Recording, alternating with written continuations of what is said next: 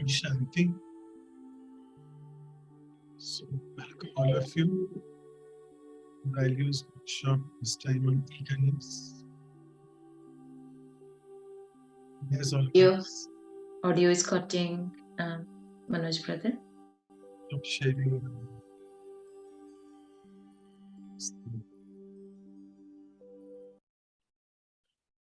So, as always, let's begin with a few moments in silence and reflect on today's value for the workshop, that is eagerness. It sounds to be a very difficult value to practice because sometimes we feel that we generally are very eager all the time. But let's today try to explore the value of eagerness from a different angle, from a spiritual perspective. Which means, am I really eager to practice the soul consciousness at a regular pace? Am I really eager to change my old thoughts, patterns, and belief systems? Am I eager to adopt a new set of sanskars, a new set of habits? And how eager am I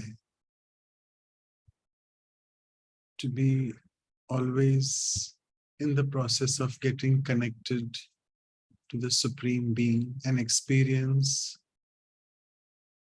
all the virtues and powers from the connection?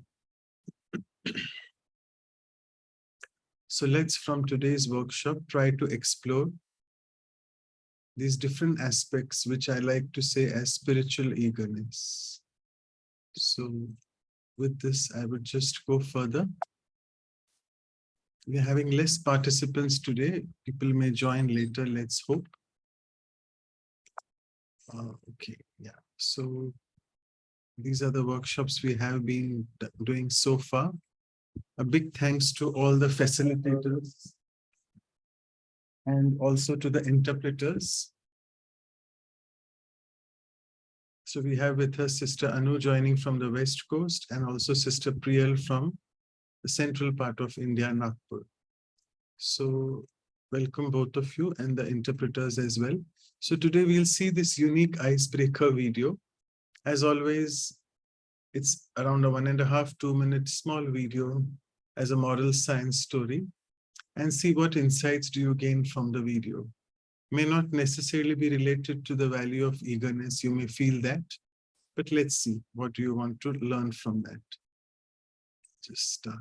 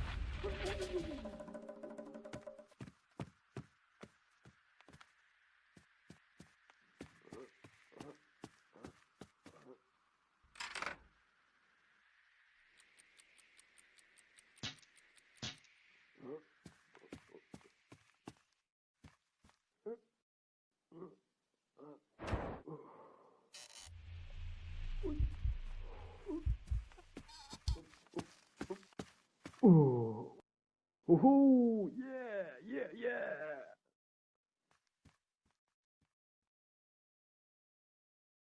Hey, Olivia.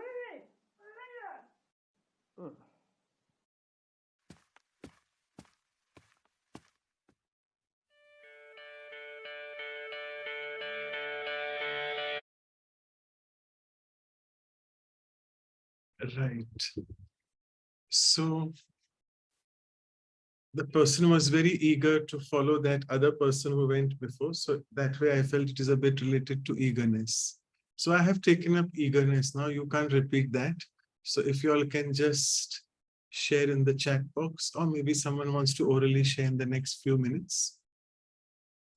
Any insights gained from the video?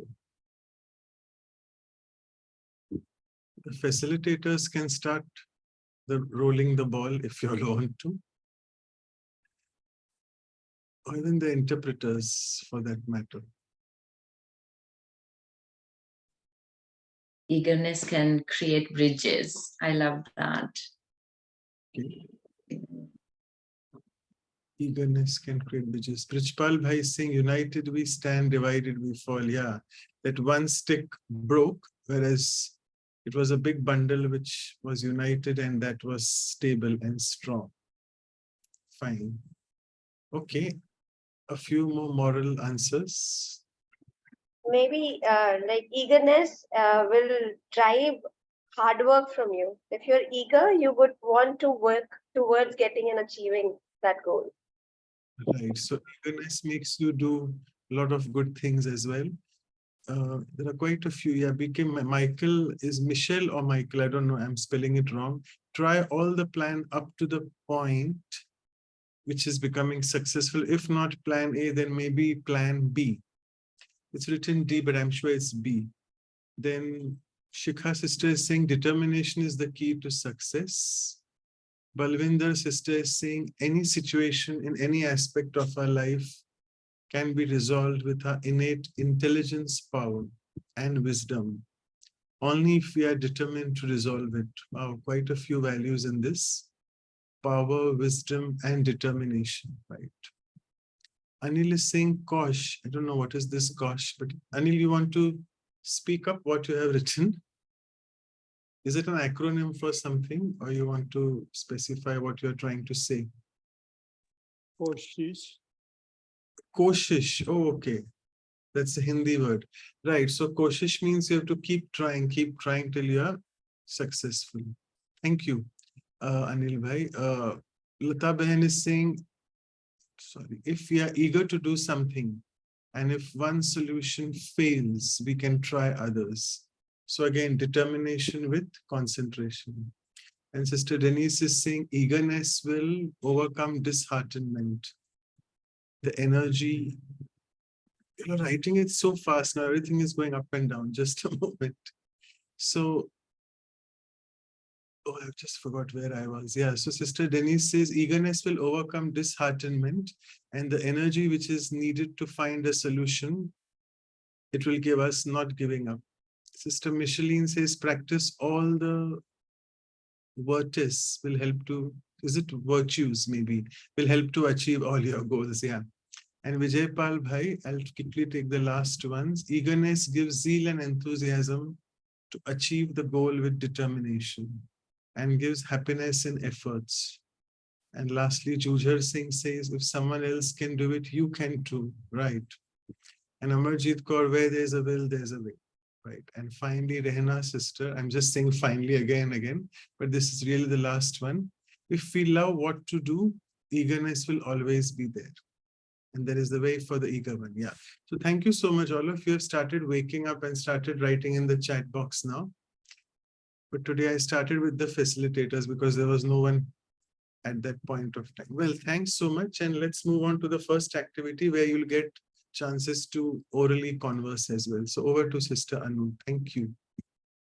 Thank you, Brother Manoj, and thank you, everyone. That was really a very beautiful video, brought our attention to eagerness.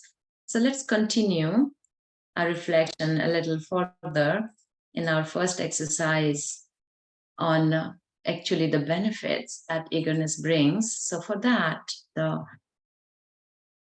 we'll reflect on ourselves, as we always do in our own life, how, where eagerness has played out and what it has brought.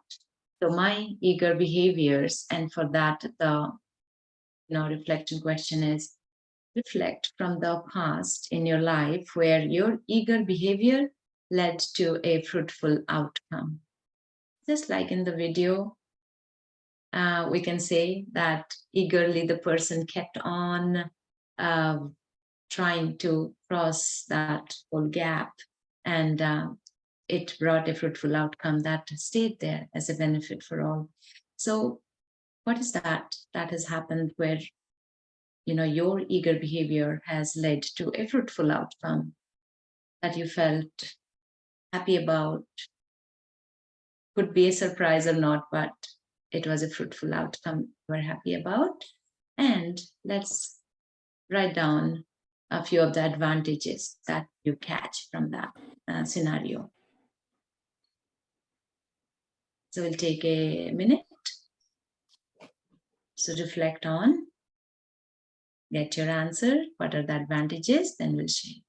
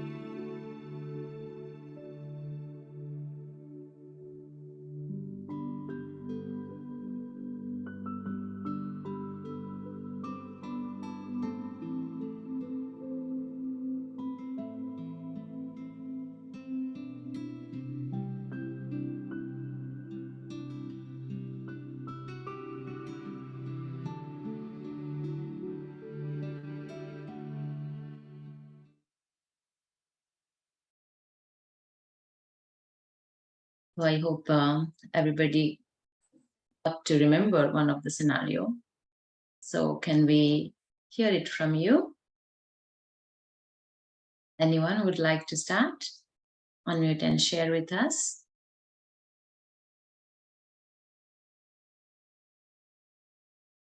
In the chat. I will share. Yeah, I think eager is close. I mean, it creates courage. I remember, I started to give a lecture in India. It was in Palakkad, South India. And it was my first time I give a lecture to university for positive thinking. I was on the car and I was asking myself what I'm doing now in this car, going to give a lecture for the university, for, a student of 18, 20 years old, and I was not so much, not at all expert. And so I said, well, anyway, I'm here on the car, so I go, so, and then, I make sure I focus, I concentrate, and I did it, and it was good. And from that, my life changed completely. Okay, Om Shanti. That was really beautiful sharing. So eagerness is equal to courage. Courage, and then you saw the result that it really was fruitful, isn't it? People took or felt the positive thoughts and energy, I'm sure. Thank you so much, Michael. So yeah, the advantage as we think of, so see, it makes us feel courageous. It makes us feel that I could do something great. And Anil, brother, says satisfaction that you get through eagerness as you accomplish. Priyal says eagerness will drive one to always keep learning and moving ahead, no matter what challenges come. It brings newness, so newness in life. And I'm sure you have examples that you have done it. So yeah, Vijay Pal Bhai says eagerness is feelings to do things happily and achieve what looked impossible in beginning or first time. Try later gives nothing is impossible. So you realize nothing is impossible. So you become embodiment of that courage, that being able to do. Deepak Bhai says eagerness helps overcome feelings of laziness and gives zeal and enthusiasm to keep going forward. Right? Kavita says your eagerness and success brings hope in others. Right? Michelin sister says build up self-confidence, self-respect, dispel all fears, opens to learnings and creativity. So those are the advantages of eagerness. So maybe we can hear from yes, Amarjit. You can.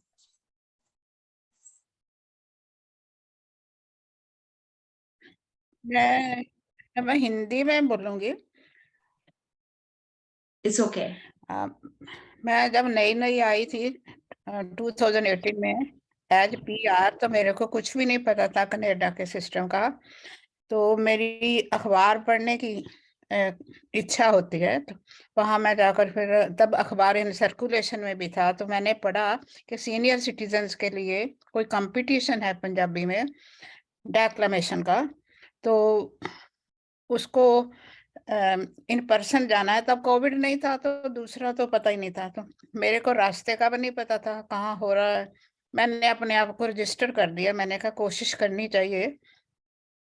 तो अपनी बेटी को बोला कि मेरे को उस school में छोड़ दे जहाँ कंपटीशन हो रहा है, वापस मैं आ जाऊंगी पूछ कर कैसे भी।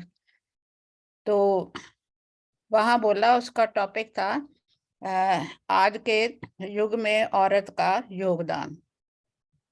तो मैंने काफी लिखा इधर उधर से, इनविकिडिया भी देखा, तो मेरी 3rd पोजीशन आ गई। अरे वाह।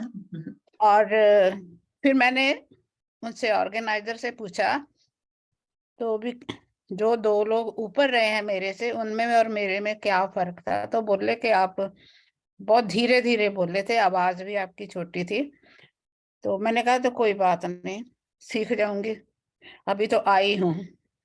तो फिर मेरे को वो मेडल मिला और मैंने वो फेसबुक पे डाला और अपने सारे फ्रेंड्स को दिखाया। तो फिर मैं यही सोच रही थी, अगर मैं ना जाती कि मेरे को कुछ पता नहीं है कहाँ जाना क्या करना, तो चाहे 3rd प्राइज था पर विनर तो थी ना मैं।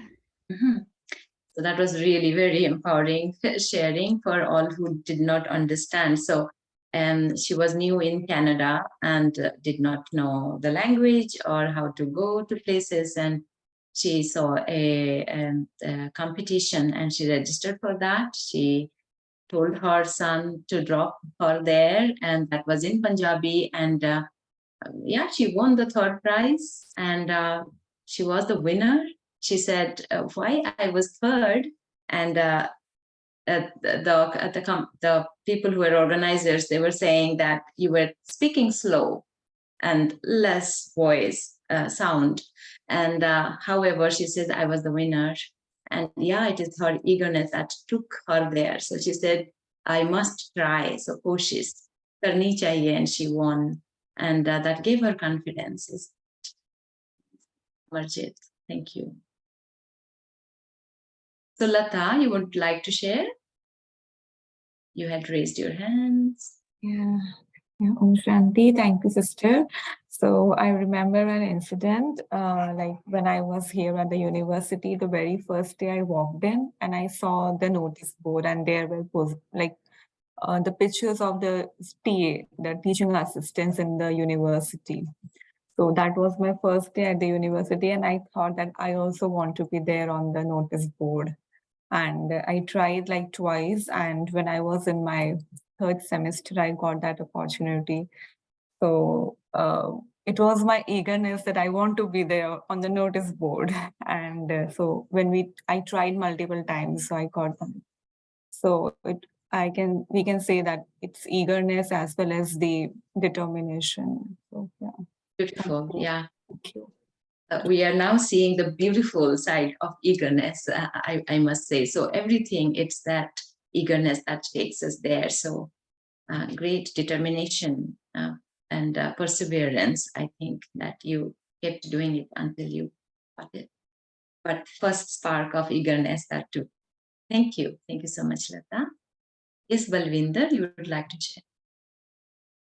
Oh, good morning, everyone.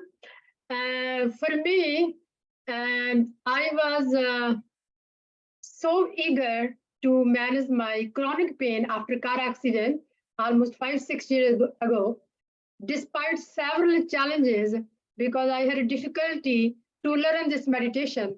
But I was highly committed and determined, no matter what, I am going to manage my pain, not with the medication, but with meditation. So while going through shopping, these different trying and experimenting these different type of meditations, I found Raj Yoga meditation. And through Raj Yoga meditation, I found my beautiful and loving family. So my chronic pain brought such a wonderful heavenly gift for me. And chronic pain is no more. Bye bye, chronic pain and beautiful, loving family. Look, what are the advantages? Unlimited advantages my chronic pain has brought for me. Thank you. Thank you. We can feel your eagerness. It's really very contagious, as just Kathy says in the chat. But yeah, amazing story. Thank you so much, Balvinder. Chronic pain and eagerness to manage it with meditation, not only medicine, has brought you wonderful family and experience, divine experience. Thank you. Thank you. Thank you. Thank you for sharing that. So Kathy says the energy of eagerness is infectious and inspires you and people around you. That's right. So my eagerness, if I'm eager, not only I'll achieve things, but people around me will always get that energy to be inspired and to, take that bit of eagerness from me. Lara says, yeah, I can't read. It's in different language. If somebody can please translate, translators. Yujar Singh says elegance. Elegance is the advantage of eagerness. If only we can contain the eagerness in an elegant way. But yeah, that's a good answer, Yujar. Thank you. Brijpal brother says eagerness is willingness to progress. So Lara said that nothing and no one could stop me. So that is the advantage of eagerness. You keep progressing. Nandita says eagerness brings in more awareness and joy, right? Because I think it is also connected or combined with the result, that beautiful result that you wanted for and you receive. So it is connected with joy, gives you joy. Yeah, so there's another one from French. If we get, we'll get it. So yeah, let's see. Deepak brother is here with us. He's writing down, noting down all the sharing. If he can.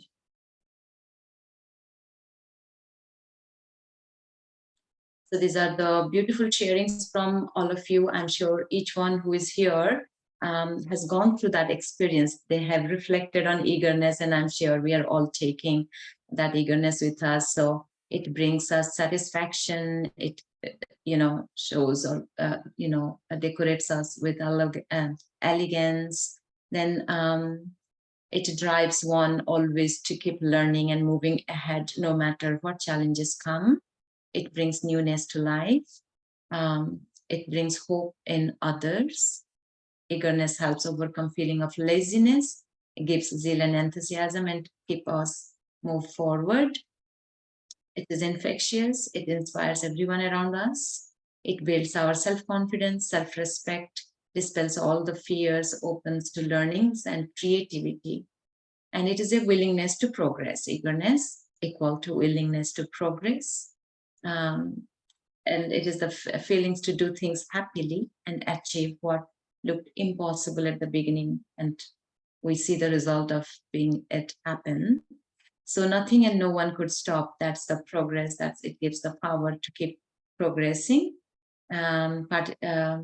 Eagerness to participate in competition, during COVID time, and winning, that joy of winning, that self-confidence boost.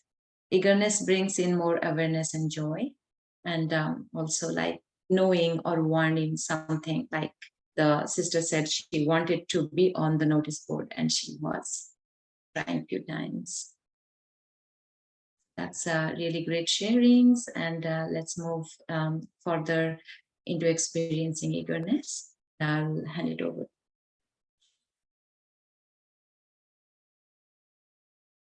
Thank you so much, all of you, for your sharings.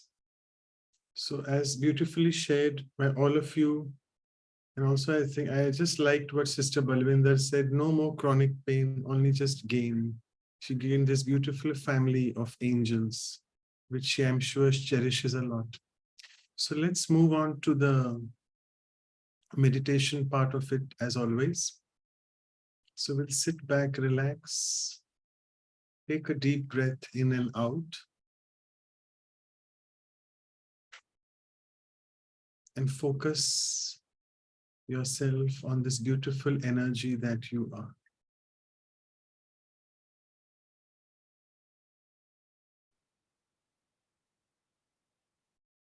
And looking at the self in this soul conscious state, ask yourself, am I an eager being? And I'm sure the answer is yes. And going back to our childhood, the childlike eagerness and curiosity to try and experiment everything is such a natural nature of each one of us.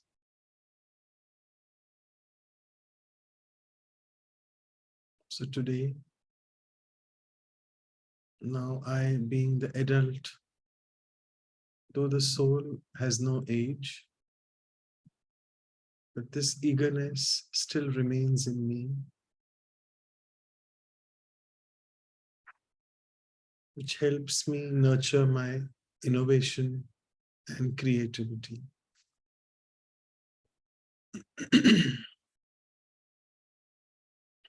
And now that all of us are on this beautiful spiritual journey,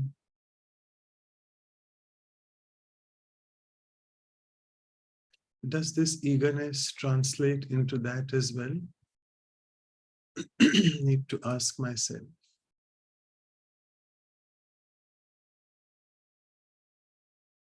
Am I eager to practice the soul consciousness every now and then?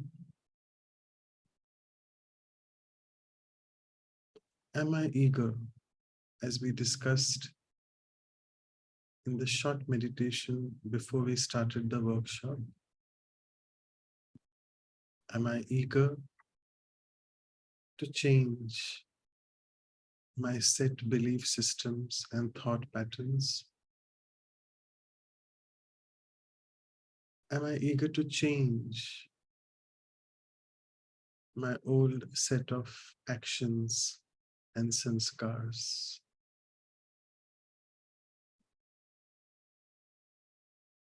And finally, am I eager all the time to establish this connection with the divine being, who is always very eager to meet me? And have I got the same eagerness as the Supreme Being has to meet me? So let me consider these few questions for the self and see where this, what I would like to call the spiritual eagerness, lead to. Will it lead to some desired outcome? So with this small, beautiful reflection, let's move on to the next exercise and over to Sister Priyal for the action planning, as always we do in the workshops. So I'll just stop sharing the screen.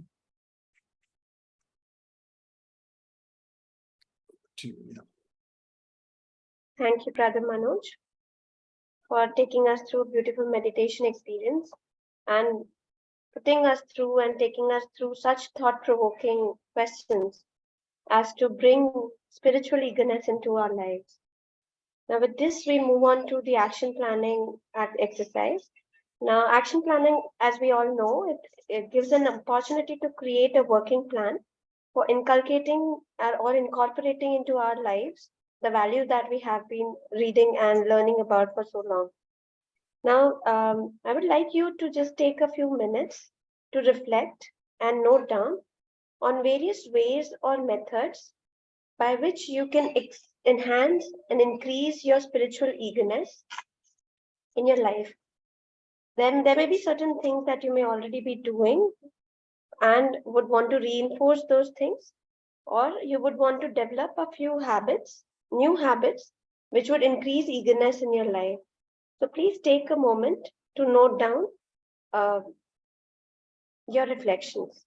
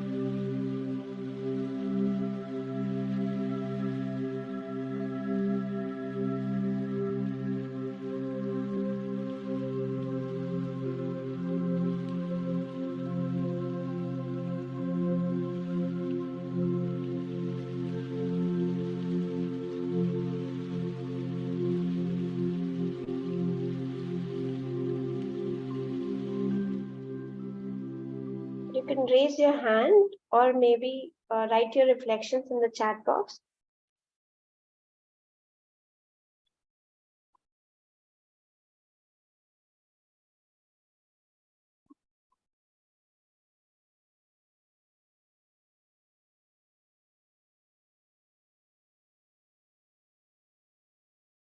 Okay, I will say, eagerness, in fact, is close to pure desires, but with the aspect of I will make it happen, with the intensity to make it happen.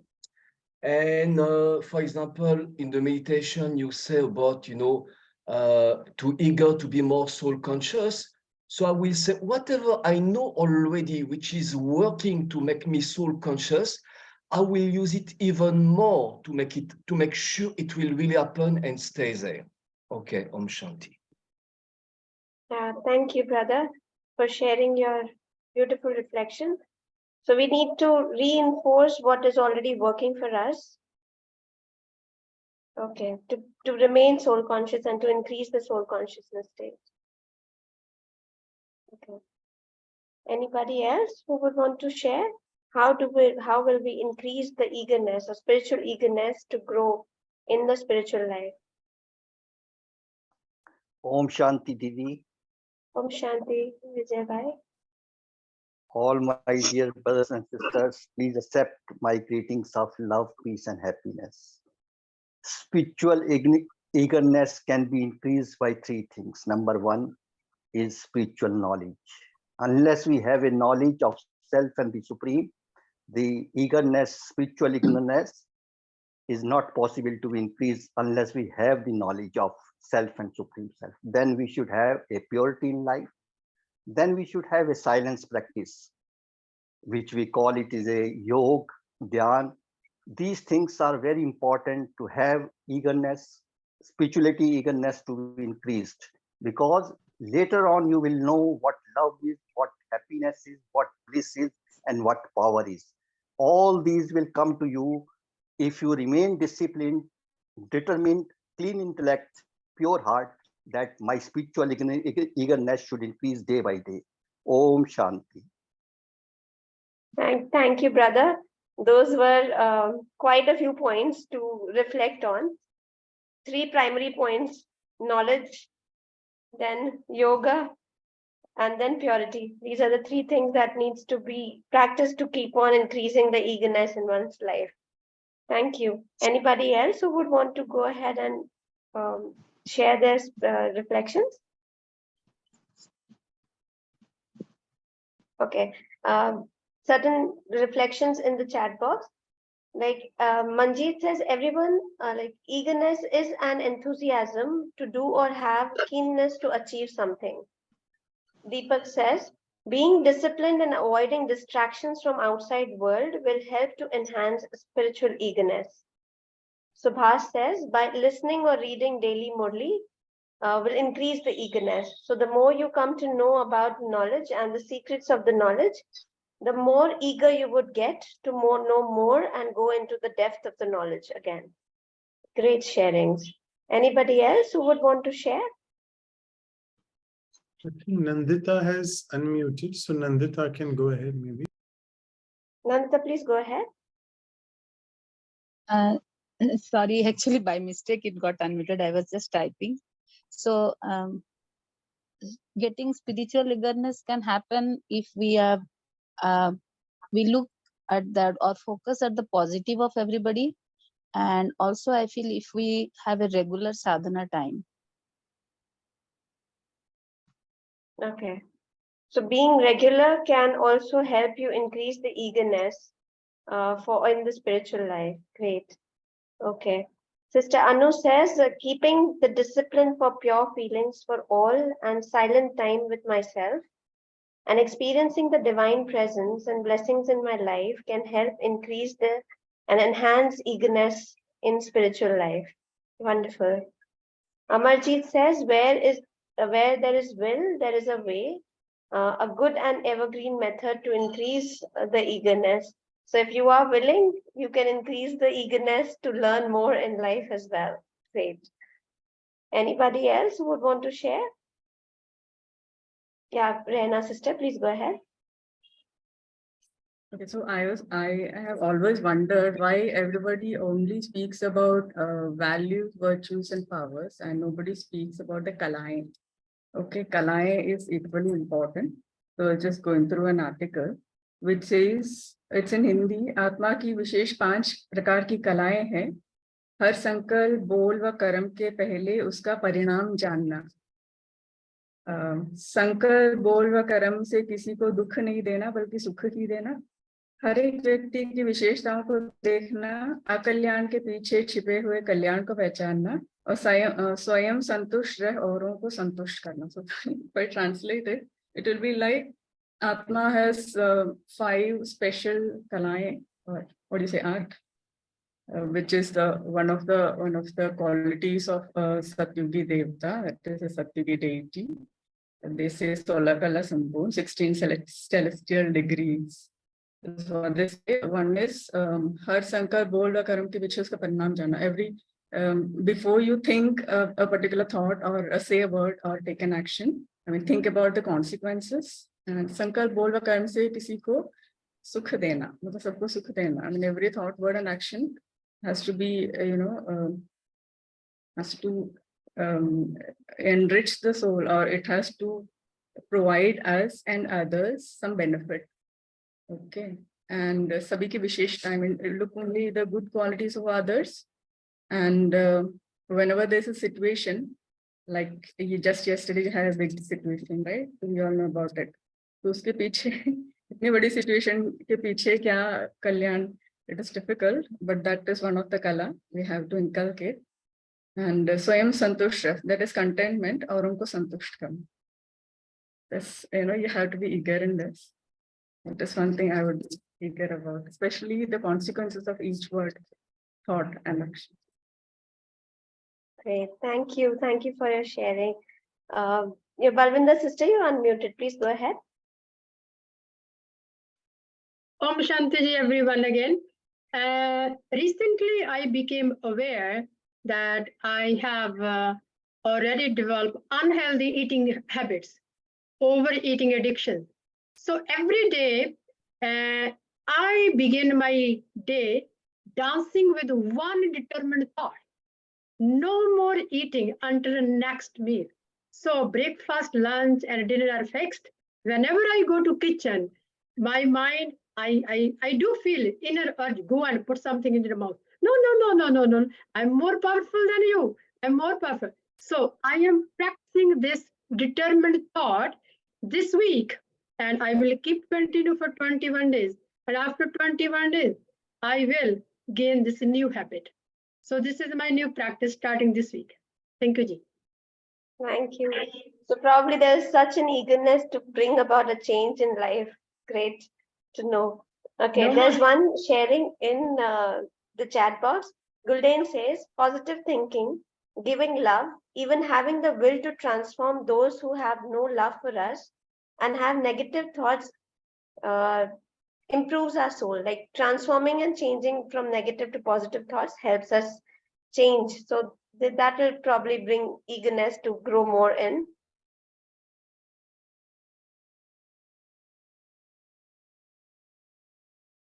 Can we have the list of sharings, please, Deepak bhai?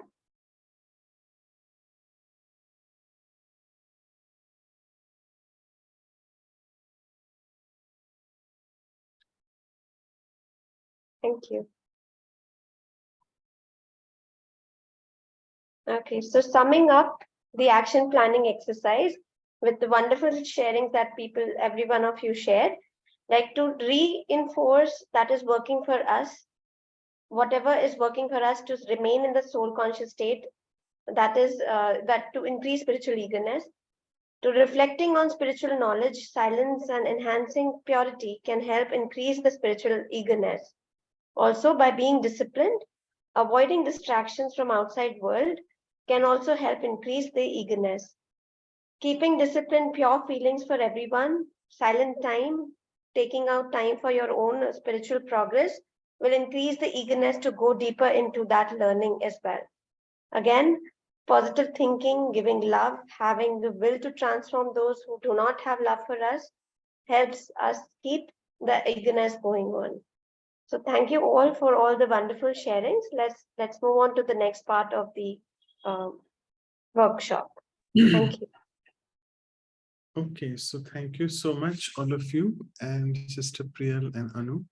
So let's move on to the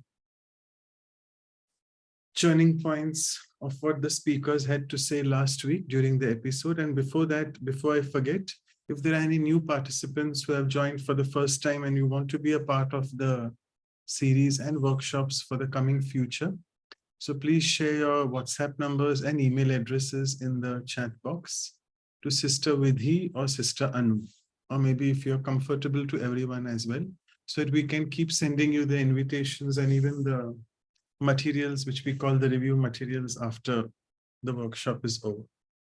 I'm sure we have Sister Indu with us already in the audience. She's joined us and she's very patiently in an incognito way listening to the sharings, what we have been doing so far. So only 15 more minutes and then we'll move on to direct sharings from her side.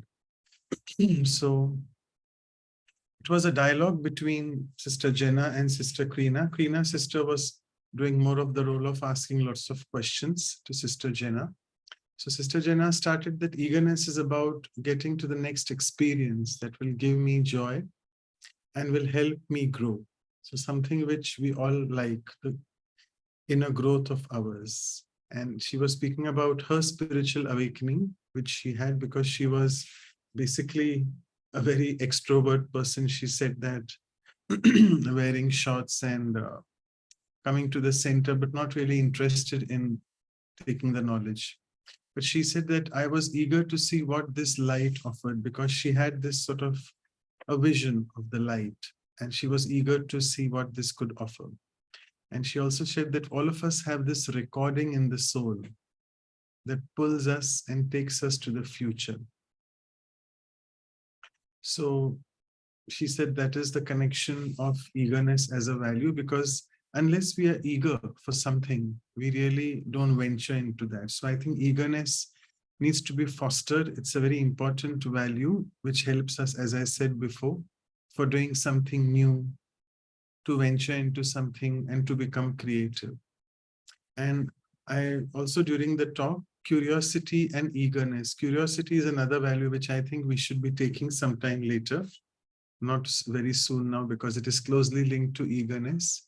So she said that my curiosity increased, resulting into an increase in eagerness to know more about karma. That's what inspired her to come into Brahma Kumaris and take the course, for knowing what is the details of the karmic philosophy.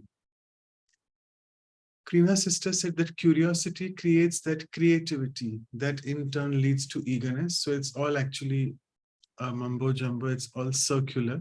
So curiosity, as they say, is the mother of invention, as all of you know that. So a mother of creation, or whatever you can say. So unless and until we are creative, we won't be eager to do something. So curiosity leading to creativity, and that leads to eagerness.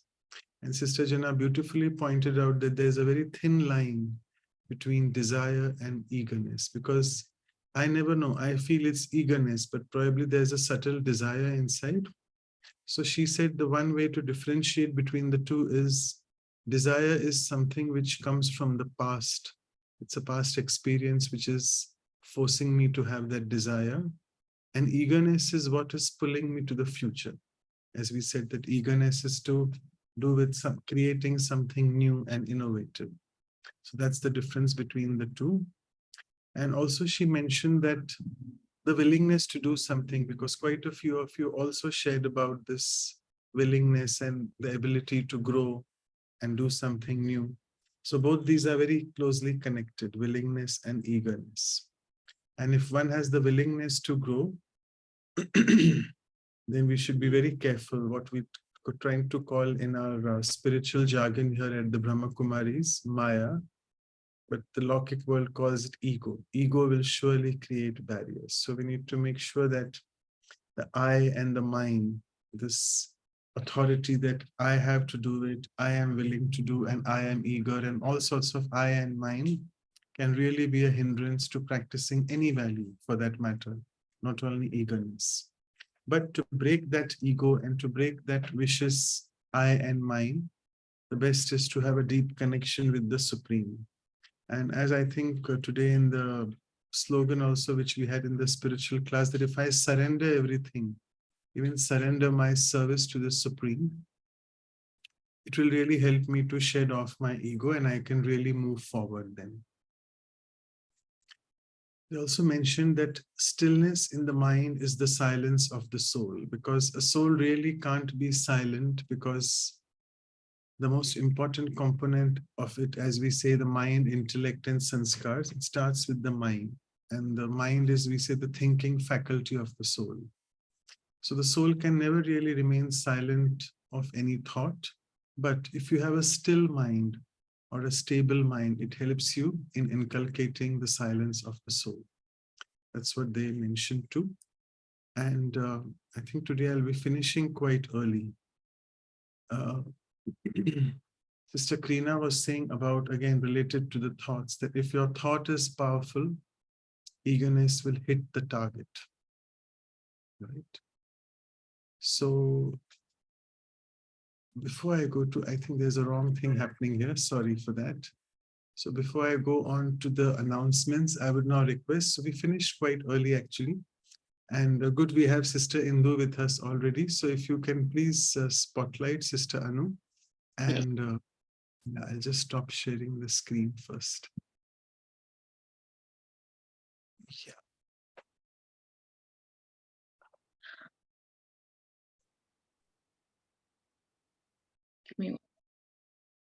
Yeah, okay. In the meantime, are you able to? Yeah, Yes. Okay. Now I can. Yeah. So welcome, Sister Indu. Thank you so much for joining. And before I give it to you, I'll spend a few minutes introducing you, because you're joining us for the first time. And thanks so much for taking this effort to join us before time as well. Give you a background of Sister Indu, very humble person, because in her biodata, she's just mentioned just 5 lines. And these are the 5 lines that she has been practicing meditation since childhood. And she has studied, she's a graduate of law. And I think she was practicing, but she'll tell us later, but her career direction changed when she started spending time with experienced meditators. And I'm sure she has a lot of stories of Dadi Janki sustenance. She'll be able to share that. And she has been at the London headquarters now for almost 30 years and also has served in Nigeria, in Africa, for almost 2 years. And currently, as we speak, she coordinates the services in Leicester for almost more than, I think, 15 to 20 years. And now finally, as we always do, a poem for the speaker.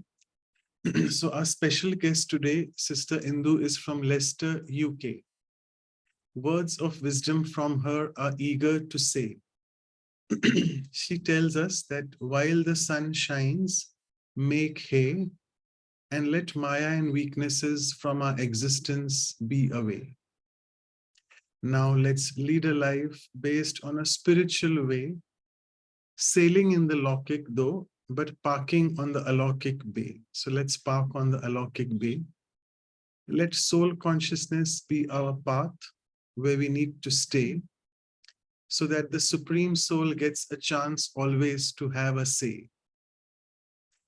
At the crossroads of life, let my harmonious relationships now play, letting in love, peace, and respect for everyone, every day. And finally, let my face, character, and actions show joy always on the display, meeting and greeting people with open hearts and arms to splay. So once again, thank you so much, Sister Indu, for joining.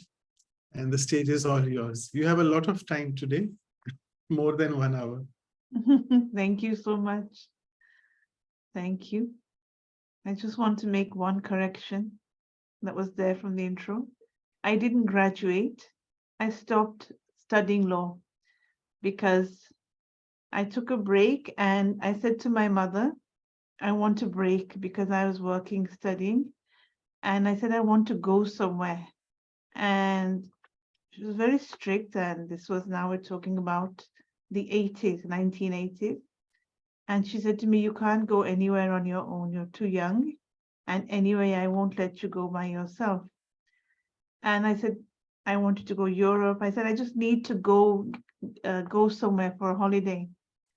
And she said, there's only one place that I will let you go by yourself. And she said, that is the center in London. I said, but why can't I go anywhere by myself? And she goes, no, you can't. And she was very close to Sister Sudesh. And so Sister Sudesh said, yes, your daughter can come and she can stay for 3 days.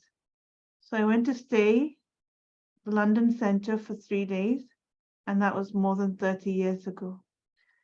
And I think what kept me going, because I remember we had this discussion, we had a workshop, like we're having this workshop. So in the 80s, we had a workshop in person, and everyone was asked the same question. We were all asked, what brought you into Gyan and what keeps you in Gyan? So these were the questions we were asked. And everybody had different answers. What brings you, what brought you into Gyan, and what keeps you in Gyan? And a lot of people said the answer was that love brought them into Gyan, and then different things keep them in Gyan. And even that, some people said love keeps them in Gyan. And I said, I remember saying, Gyan brought me into Gyan, and Gyan keeps me in Gyan. Knowledge brought me to Baba, and it's the knowledge that keeps me going. Because I find with other things, like, for example, love or service, these things can fluctuate. These things can go up and down. Sometimes you get seva, sometimes seva is not so It's not so much like when I was in Nigeria, the seva that I had been used to. I had been used to a lot of physical seva in London. And so when I was in Nigeria, they said, you have to have a maid here. And I said, but I don't need a maid. I can do my own ironing, I can wash, I can cook, I can clean. They said, no, you have to have a maid here. And so the seva that I had been used to, it was like I no longer needed to do that seva. Except for cooking, there wasn't any other physical seva.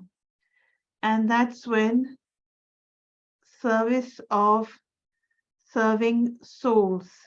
Before it was physical seva, and now it was serving souls that came to the center. Serving through words, through interaction, through sustaining, whatever it was, the service changed, the level of service changed. And so I didn't graduate. I didn't go back to my studies. I carried on living in the center. It's like God's plan was there. I was listening to all this discussion and conversation about this topic, eagerness. And I remember during COVID, what I'd done is every day I had to give a class at 6 o'clock every evening, weekday evening. So I'd gone through all the qualities, all the virtues, and I realized eagerness was not on my list. I had enthusiasm on my list. I had lots of others, but not eagerness. And so it's very interesting hearing that this is actually a quality. But more than a quality, I would say that it is an attitude. It's a state of mind. Because eagerness can also be misinterpreted. Eagerness can be misinterpreted. It can be called impatience. And so I have to be careful that is it eager or is it impatience? And so all of you were talking about this word, one word that kept coming up was this willingness. And I was listening to an interview about somebody who had worked for the Prime Minister of India, Modi. And they asked this person, I forget the name, they asked this person that what is it that drives the Prime Minister? Why, where does he get his energy from? What keeps him enthusiastic about doing this job? Because it's a very stressful job. And these were the kind of questions that this person was being asked. And the answer was his quality, his main dominant quality, they were talking of Modi, is his ability to listen. He has the ability to listen to people. And I was thinking that even within this, like I saw Daddy Janki do this a lot. She really wanted to listen to people. Often she would ask us, share something, tell me something. And we'd say, but no, Daddy, we've come here to listen to you. How could we share something when you're sitting here? But she really wanted to listen to what others had to say. And she would actively listen. She would call in a translator if they were speaking in English. And so this is also eagerness. Sister Jayanti was here when it was, I can't remember, but it was a few weeks back. She'd come to Leicester and she had actually given a class. And in the class, she spoke about two main things which are necessary for progress. First main thing, she said, is our aim. So yes, our aim is to become Lakshmi Narayan or to become Karmatit or bodiless or whatever. But she said, every day I have to visit my aim. I have to check my aim. When I sit to meditate, what is my aim for the next 20 minutes, half an hour, or if, for example, if I'm listening to a class, what is my aim? What am I going to take away from that class? Because we can listen to classes, we can listen to thousands of classes. We can listen to classes from the best teachers. But if after 4 or 5 days, 10 days, I don't remember what I heard, I have not taken anything from that class, then what's the point? So what is my aim was the first thing that she shared for progress. And the second thing that she shared is to always have the desire to learn. And I saw these words coming up in the workshop on eagerness, that there's always the willingness, the desire, the want, the enthusiasm to learn. In Hindi, it's seekhne ki bhavna. She said that this seekhne ki bhavna, this willingness, this wanting to learn, that should never reduce.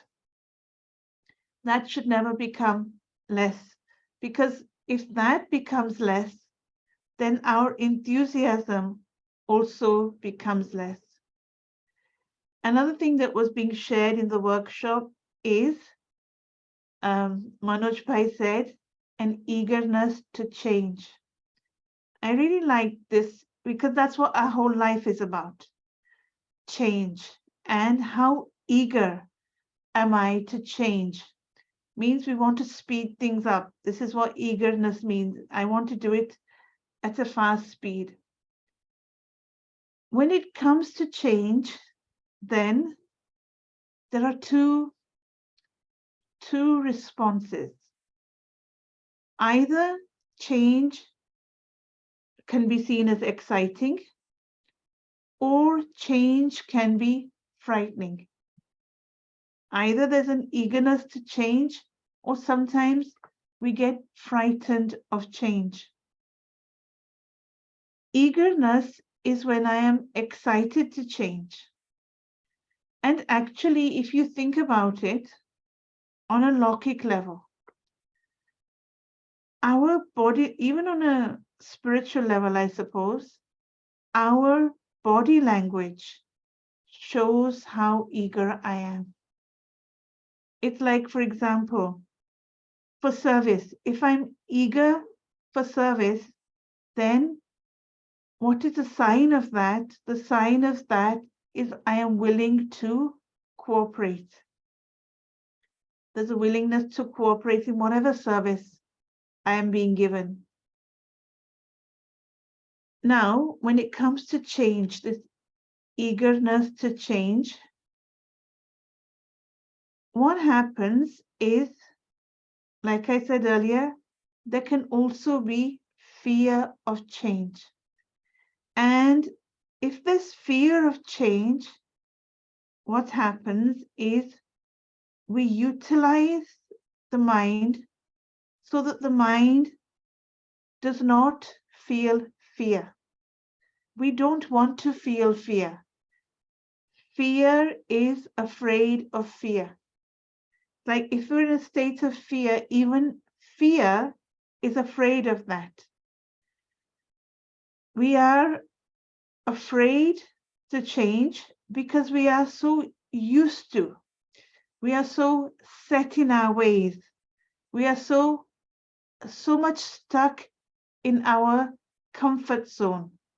And that's why we lose that eagerness to change, because we are in a comfort zone.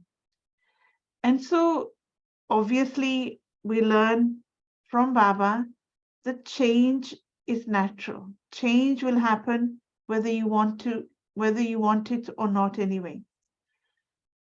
My reaction, my response to change is what, for example, if my response or my feeling of change? Is it the fear that dominates, or is it that there's excitement, there's an eagerness to change? Whichever one of these two dominates, then that accordingly will help me. The mind does not want to stimulate the fear, but which of these two dominates? Fear or eagerness?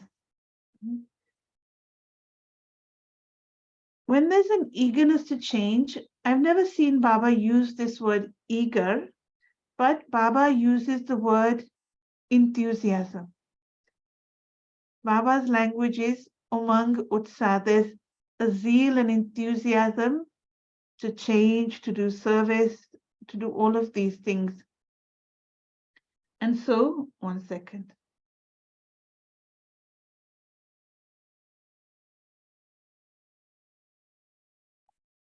Whichever one of these dominates, whether it's excitement or fear, eagerness or fear, then doesn't matter.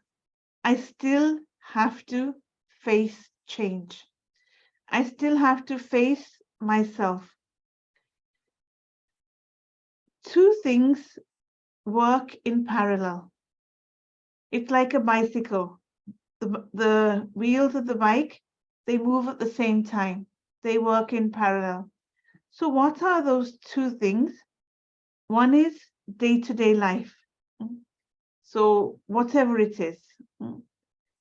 And the second thing is exploring myself, wanting to know who am I.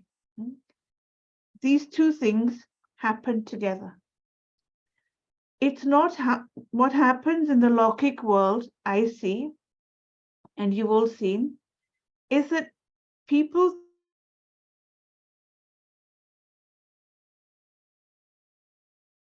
words that they use are finding myself.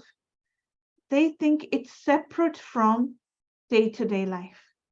They will go away, like the sannyasis leave their homes, etc., and they lead a life of isolation. Baba talks of them. But there are people in the Western world especially, they're not called sannyasis, but they go away and they say, we're going to find ourselves. It's not necessary to go away to find yourself. If I want to know what my sanskars are like, if I want to know about myself, then there has to be exchange with others. If I'm on my own, I won't know my sanskars. When I'm with others, and even a small 5-minute, 2-minute exchange with another person will tell me what my sanskars are like. Am I cooperative?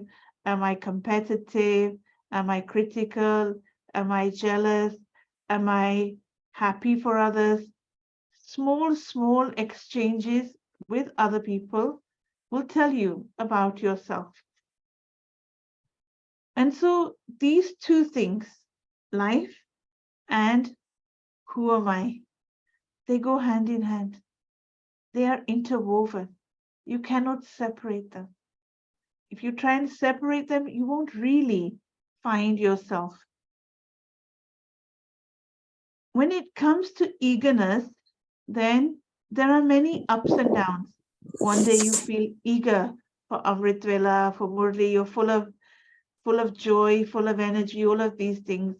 And then other times when you're tired, physically tired or mentally tired, then it's a down day. So there's all these ups and downs.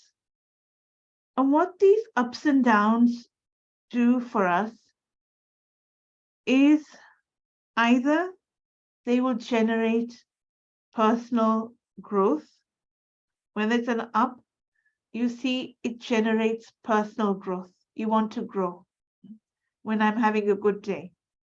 But if I'm having a down day or a down stage, or I'm not so keen, my eagerness for knowledge, yoga, seva, all of this is going low, then you will see it generates personal fear.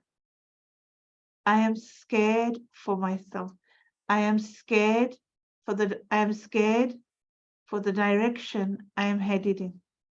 If there isn't that eagerness, then there is a fear that if I'm not happy, if I'm not enthusiastic, then what's the opposite? What is the opposite of eagerness? How do I view my personal change? Do I see it as a challenge?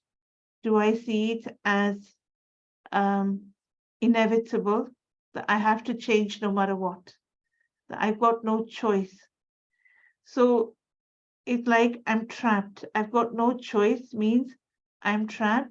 I have to change. If I don't change, I remember one sentence which Daddy Janki said to me, and actually she wasn't saying it to me, she was saying it to herself. There was a time when Daddy would go for half an hour walk every day, and this is before she started living in Madhuban. So what would happen, because the doctors had told her to walk, she wanted to go for a walk, but she needed somebody with her. So she would just see who's around and grab their hand and say, come, let's go for a walk. And that one day I happened to be that person. And she liked to walk in silence. And I remember that corner, that place, her expression, everything. She said a sentence which took me a while to absorb. She said, if I don't change my sanskars, now what's the word? Let me see. In Hindi, she said it. I just want to get the words out right.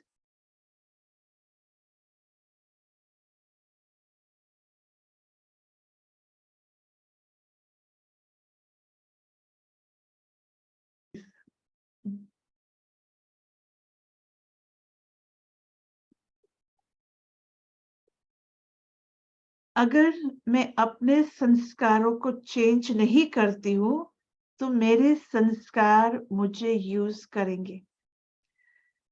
If I don't change my sanskars will use me. So it's like we weren't talking, we weren't doing anything, we were just walking. So where does this come from? But wherever it came from, it touched me that if I don't change my sanskars, if I don't use Gyan to change my sanskars will use me. Which my sanskars will use me means my iron-aged sanskars, my old sanskars will use me. And so when I use Gyan, then I can start to change my sanskars. So man makes habits and then, okay. So where was I? Daddy Janki's sentence. One thing I've noticed, yes, there's an eagerness to change, but before that eagerness to change, the prerequisite of eagerness is I need enthusiasm to change. You can say it's similar, enthusiasm or eager, but I need to have that enthusiasm to change. And that enthusiasm comes from Gyan. The more I understand Gyan, the more I churn Gyan, the more I apply Gyan, that will give me the enthusiasm to change. If I don't have the enthusiasm to change, every day there should be that eagerness that, okay, what change? What am I going to learn today? in a way, you would say that eagerness also means that I push myself. I am pushing myself to progress. If I don't push myself, then what sanskars do I have? What sanskars do most of us have? And it's something that came up in the workshop, the sanskar of laziness. And so, like, for example, I have to push myself to get up. I have to push myself to go to class. I have to push myself. In a lot of things, we have to push ourselves. And when we push ourselves, then you will see that the path that we're on becomes clearer and clearer. It becomes easier. The path that we're walking on becomes free of obstacles. If I don't apply myself, if I don't apply Gyan, then the obstacles come on the journey. This is very subtle, actually. If I don't apply Gyan, then I will see nothing but obstacles. And so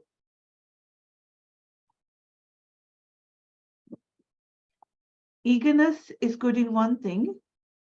Eagerness allows you to learn quickly. This word eager actually means I want to do something quickly. That's why I said that it can also be misinterpreted as impatience. There's an eagerness to learn, which gives it a positive word. Impatient is a negative word. It has negative connotations. But eagerness means I want to do something quickly. However, I want to do physical things quickly. I want to get somewhere quickly. I'm eager to listen to so-and-so. I'm eager to get up and do Amrit Vela. But within my thoughts, they need to be slow. They need to be slow. Because when we meditate, the secret is to slow down your thoughts. So on one side, yes, I'm eager.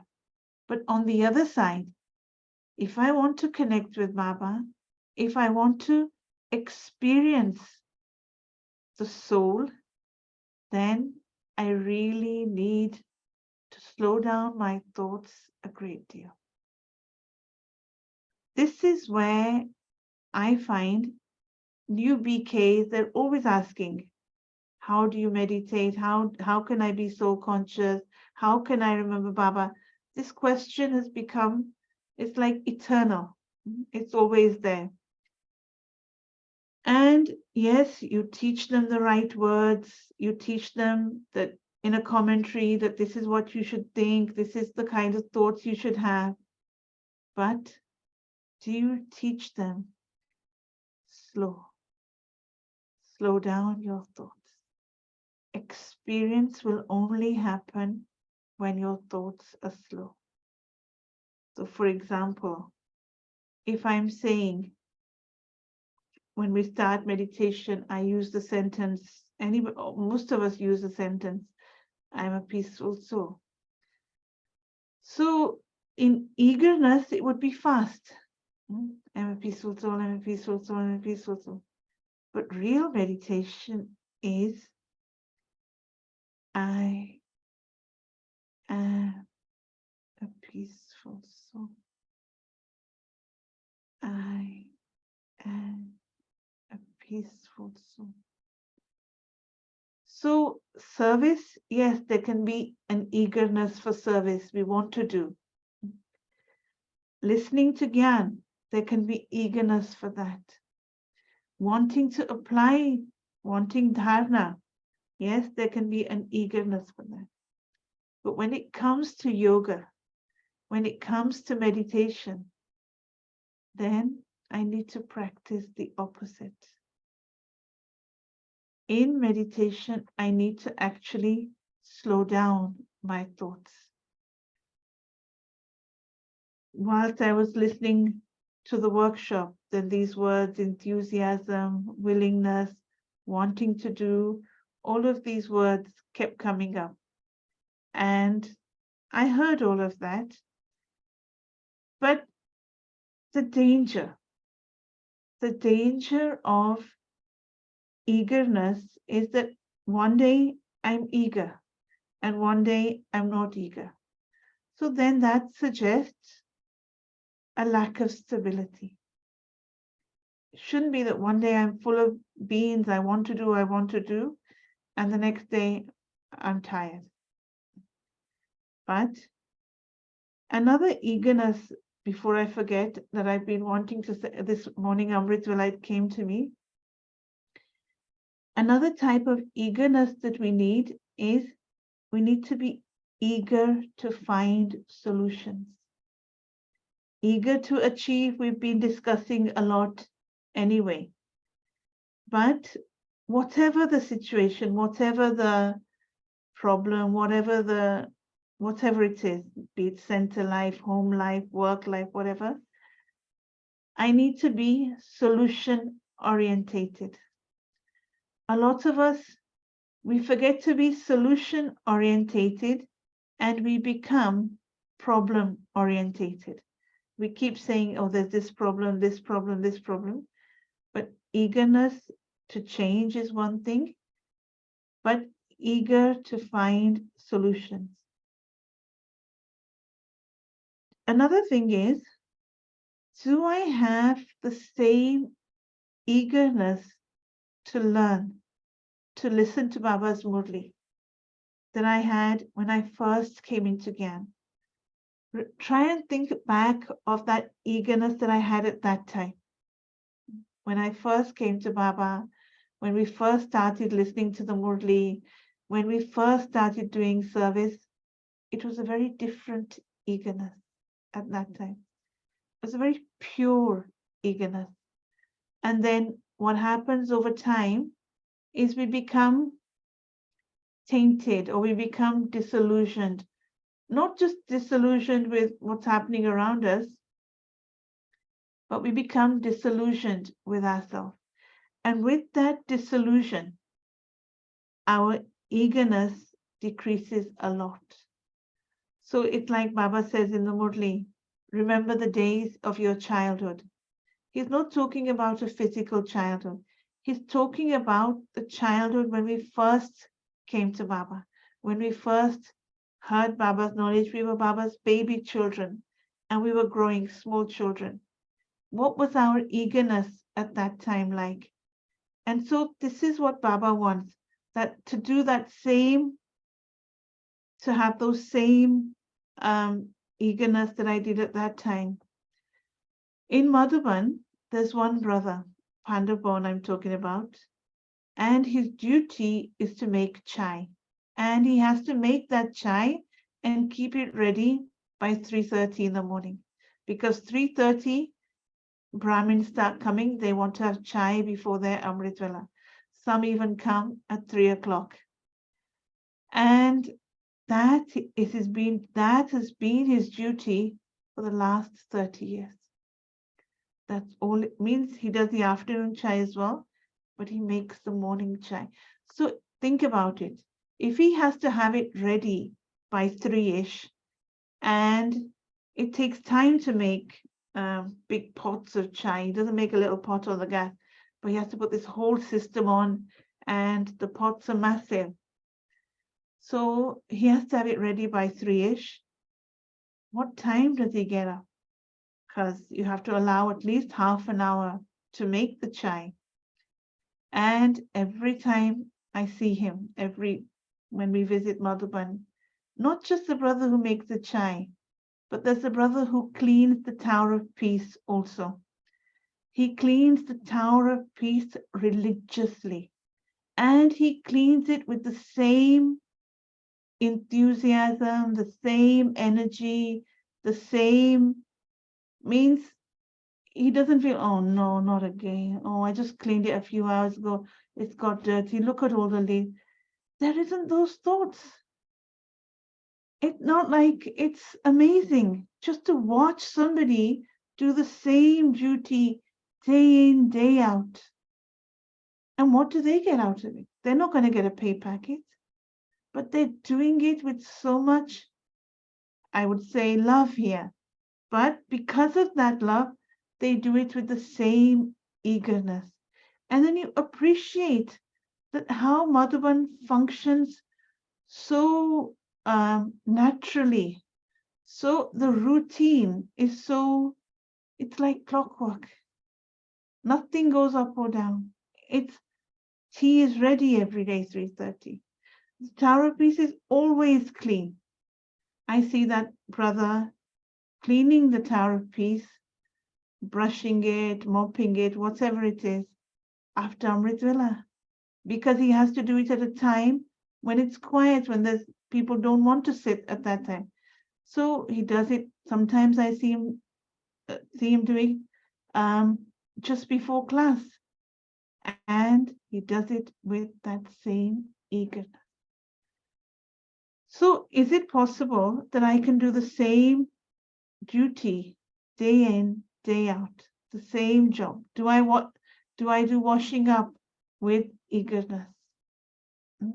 We're talking about a lot of things, willingness, this and whatever, but there are certain duties that we find, oh no, oh God, ironing, cleaning, washing up. Do we do them with that same eagerness? And am I eager for new experiences in meditation?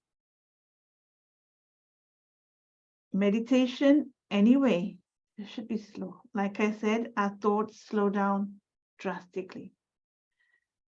But am I eager that this evening's meditation is going to be different, it's going to be unique, it's going to be lovely? Means something is going to be there. Am I because this word eagerness suggests I am looking forward to something. Excitement is yes, but this word excitement can also have a slight negative connotation. But Baba uses the word enthusiasm, and means I'm looking forward. I'm enthusiastic for change.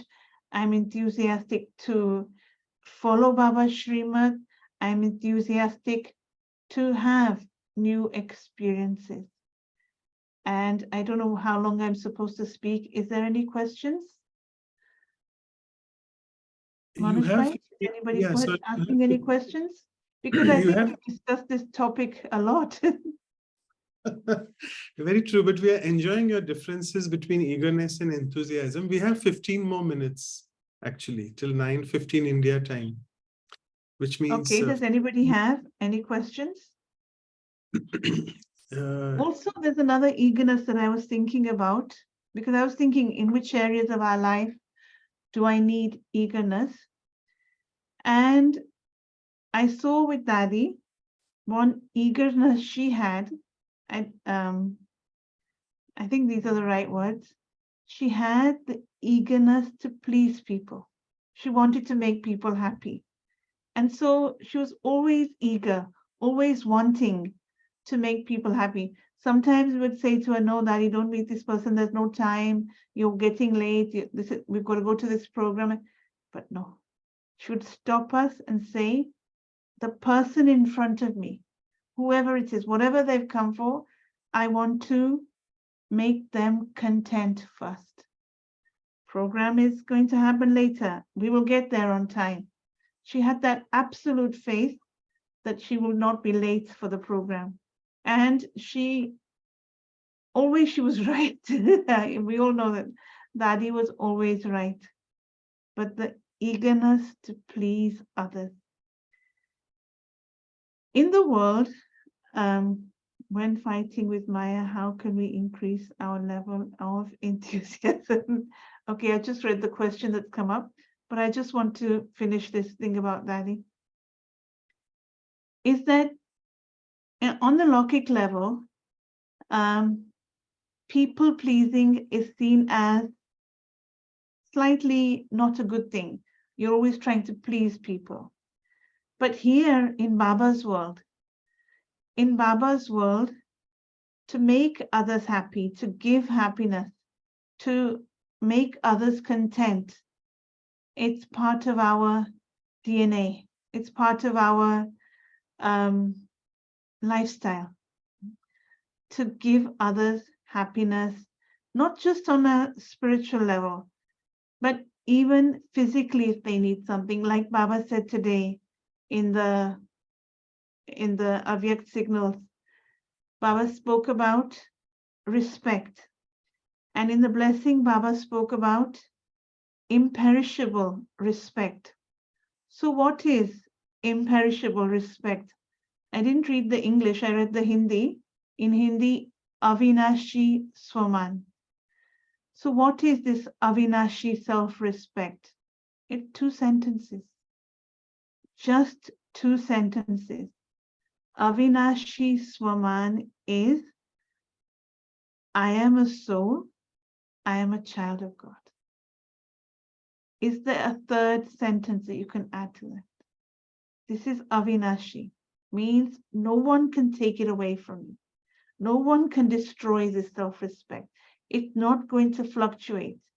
If my self-respect is based on how many years I'm in Gyan, how much I have in the bank, or what my achievements are in service, then that will always fluctuate. Somebody will always do better than I do. Somebody will always give a better talk. Somebody will always make a better Brahma Bhojan or whatever. But Avinashi Swaman is, I am a soul, I am a child of God. So Baba spoke about giving respect to others. I can give respect to others when there is self-respect.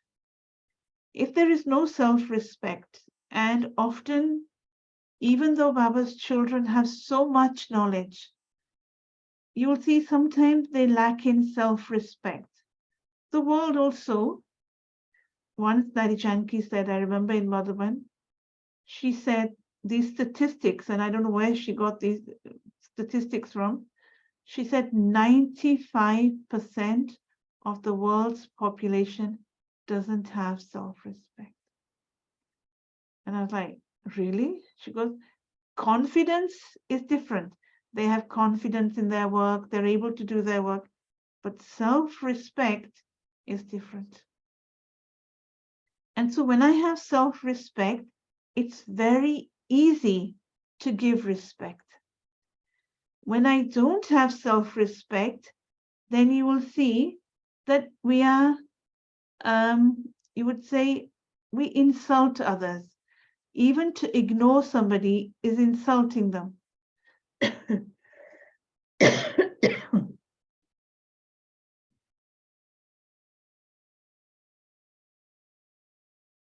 And so a lack of self-respect, I might be polite, I might be politically correct, but self-respect is when I give respect to others freely, without any hesitation, without any grudges, without who they are or where they're from or how many years they're in Gyan, nothing like that. My giving respect to others is not based on their status, their whatever it is, their achievements or anything like that. But I'm giving respect to others because that is my natural nature. Now, going back to this question that I saw on the screen, it was a very good question. How can you maintain enthusiasm in our fight against Maya? Is that the right question? Anu, was that how it is? Yes, that's correct. That's right. Correct? How to maintain enthusiasm in our fights against Maya. Okay. Today, Baba said that our fight against Maya is called boxing. Baba uses this word boxing and he uses it in English. It's not that there's a translation. Now, I don't watch much boxing, but I do know some of the rules of boxing.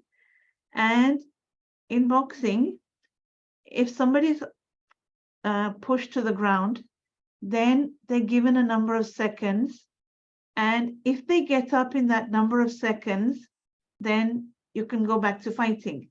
Please tell me if I'm wrong, I'm not sure. But is it 10 seconds or 20 seconds? What is it? Is it 10 or 20 seconds? I don't know. Anyway, so the same applies here. So somebody's given me the answer, 10 seconds. Thank you. So if by chance I am defeated by Maya, means Maya's got me on the floor, Maya's got me on the ground. If I can get up quickly, if I can be eager to stand up again and fight again, then I'm not out. But if I don't get up quickly enough, for whatever reason, then I'm losing in the fight against Maya. So yes, there are times when it seems like Maya is winning, but my challenge is to get back up quickly. There might be a day when Maya is harassing me or whatever, but Baba said also in today's Murli, Baba said it's not that everyone will be defeated. I don't know if you noticed these words in today's Murli. Aise nahi sabhi harenge. And we are victorious. But do I have faith in my victory?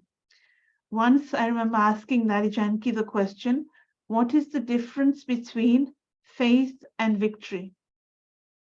And Nari gave a very nice answer. Sorry, what is the difference between victory and success? Because Baba sometimes says you're successful souls, he says you're victorious souls. So what is the difference between the two, victory and success? So Daddy's answer was that victory is where there's a battle, where there's a competition, where there's two. So in like when we listen about sports, who was victorious, who won the game, who won the football, they were victorious.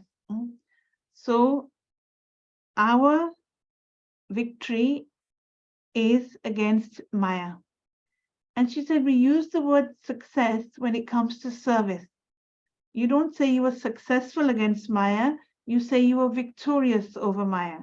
But for a program, if you do a program and it went well, the number of people that came was a good amount of people, program went smoothly, everyone enjoyed, then you say it was a successful program. You will never call it a victorious program, that you were victorious in this service. So in service, the word victory is never used, and it's a battle. So that's why we use the word victory. So this was the difference between victory and success. When this question that I don't know who asked it, but how to maintain that same eagerness or enthusiasm in our fight against Maya is when I see it as a game. See, whether it's a battle or it's a game. So like in a battle, you have two teams, you have two countries or two opponents. And in a game, also you have two teams. You'll have like, India's more used to cricket. So you have two teams, football, you have two teams, two countries. That's called a game. One is called a battle. Like at the moment, Ukraine and Russia, that's a battle, that's a war. And the IPL, that's a game.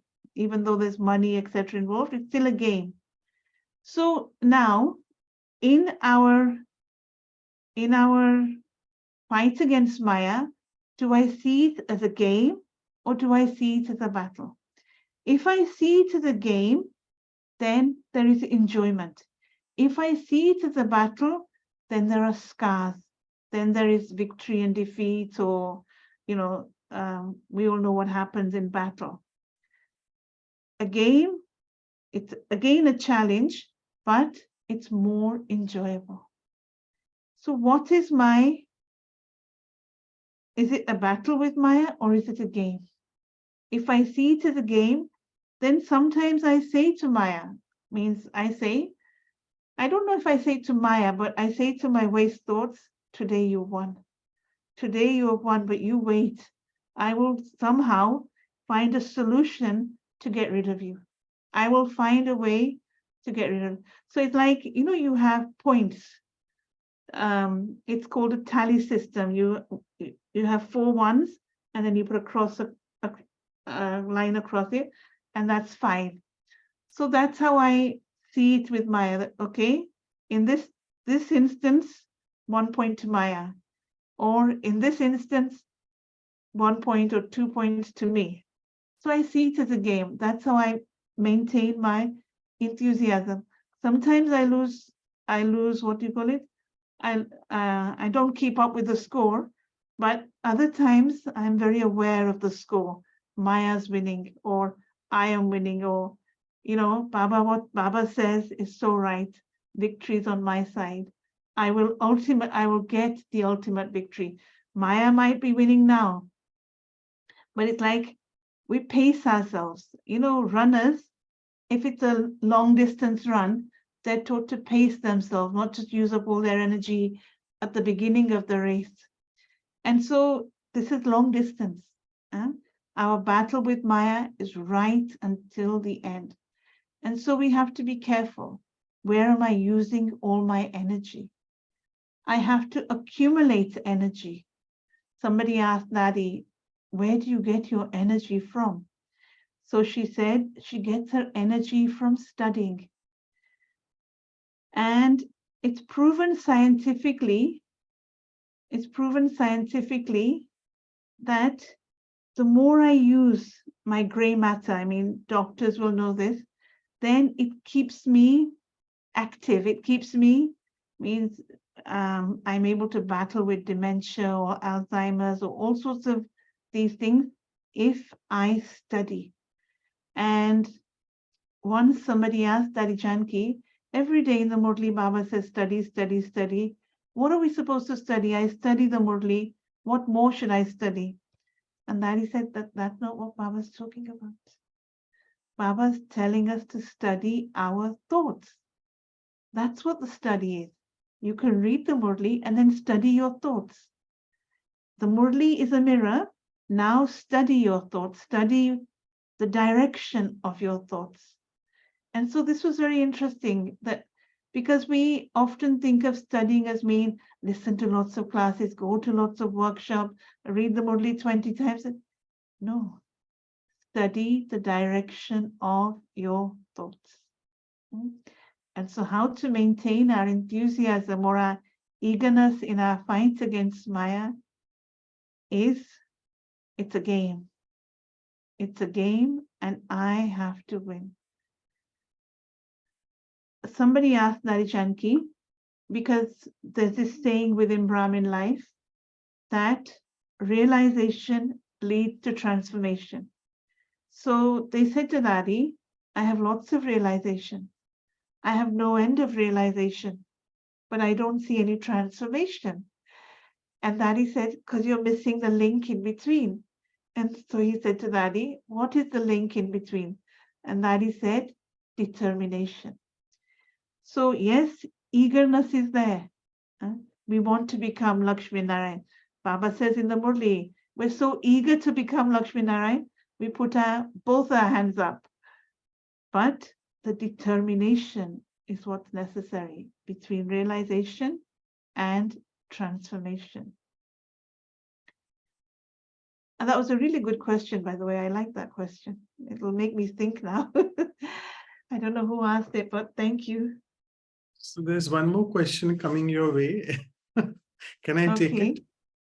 So you spoke about the opposite of eagerness, right? Yeah. So I was thinking like sluggishness, procrastination, postponement, all these are opposite of eager. So do you want can I just say something? I did think earlier, what is the opposite of eagerness? And the answer that came to my mind without any whatever, resistance. We resist. We resist change. We resist people also. but I like what you said, sluggishness. Is that what you said? Sluggishness. Yeah, absolutely. Sluggishness, yeah. And there was So- another word that you said? Postponement and procrastination. Many people use that word to postpone things for future. Postpone is the opposite of eagerness. Okay. That's interesting. The We question is, postpone many things, no? yeah. We So you postpone. have this, but then how does one in a Brahmin life or on anyone's spiritual journey, how do we sort of get rid of this sluggishness? I know COVID has taught us to listen to the Murli on the Zoom, which also is a sluggish habit, actually. I'm not going to. I am even sort of guilty of it, I I must say. think it's not just COVID has taught us, but see, on one side, you have to see the benefits of this. Like because of Zoom, we can be here together like this. So it's not totally negative.